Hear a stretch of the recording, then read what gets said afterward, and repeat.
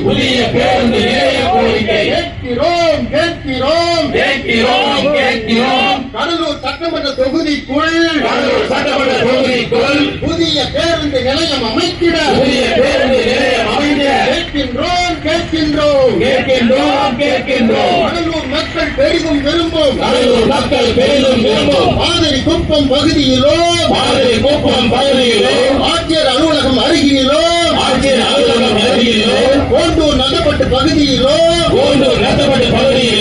மாற்று புறவழி சாலை அருகிலோ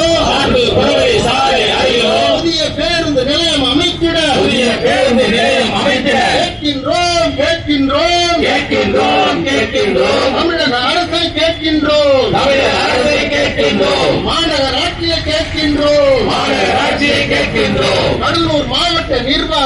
கடலூர் மாவட்ட நிர்வாகத்தை